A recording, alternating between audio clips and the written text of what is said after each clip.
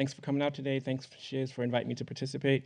My name is Kwan Booth, and this is an excerpt from the short story I have in the book. It's from a series of magic realism, Afrofuturism short stories I'm working on that kind of use magical ideas to confront social justice and a lot of the issues that we're facing today. So this is called Live from Planet Woke. On a morning that was remarkable in no other way, the famous sports star stared into the bathroom mirror, into his own face, and the huge problem hovering above it.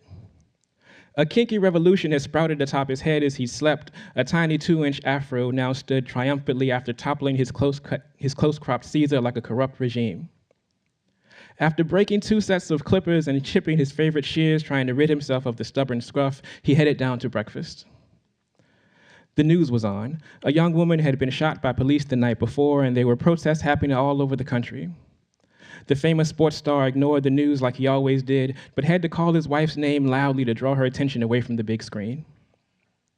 He complained about the new addition to his profile and worried that it would be taken the wrong way, like some kind of political statement or act of defiance.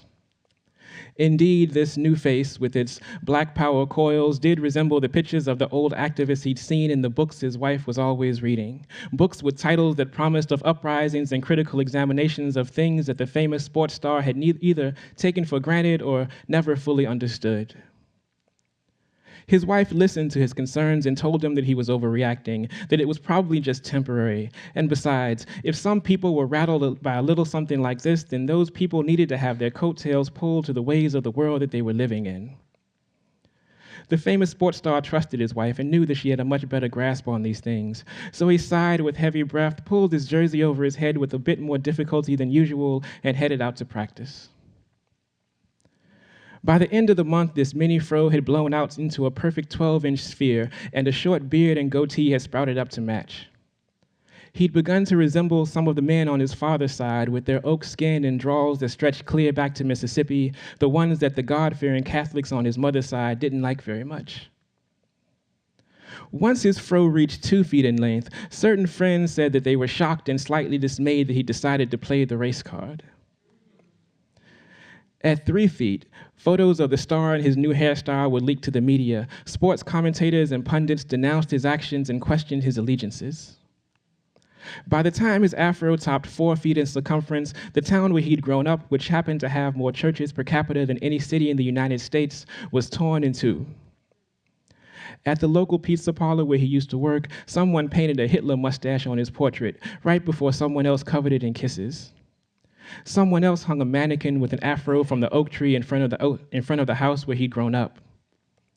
By the time the season rolled around, the sports star's afro was the size of the state of Virginia, and there was no way that he could play this season, which suited him just fine. At his wife's encouragement, he'd begun reading the stacks of books that she'd placed strategically around the house, and the more he read, the more the protests erupting around the country started to resonate. He'd taken to spending the majority of his time with his wife and the growing movement of people who'd begun to gather around him. It was like his hair had its own gravitational pull, as people from all over the world were drawn to the man with the planet-sized afro. Before long, the afro eclipsed all of the West Coast, and some of the more adventurous had begun to climb to its peak, scaling the sides to hike across the wide expanse in order to see the world from a new perspective. They discovered that the kinky curls were excellent for growing crops. A little digging revealed networks of underground freshwater streams. Carpenters sheared off long planks of the dense curls to build libraries and schools, and more people began to join. The famous sports star's wife was elected to oversee the development. Villages began popping up on the hairy horizon, and small houses and customs and names that reflected the names of the people began to show.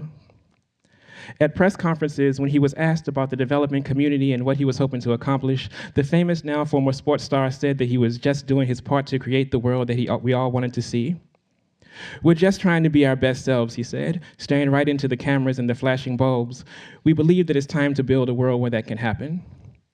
And high above them, the sound of hammers and working drifted down to the press conference. The sound of children and singing soon followed, as the promise of something better floated just above them all, between the ground and the sky, living and clearly visible to anyone with the courage to just look up. Thank you.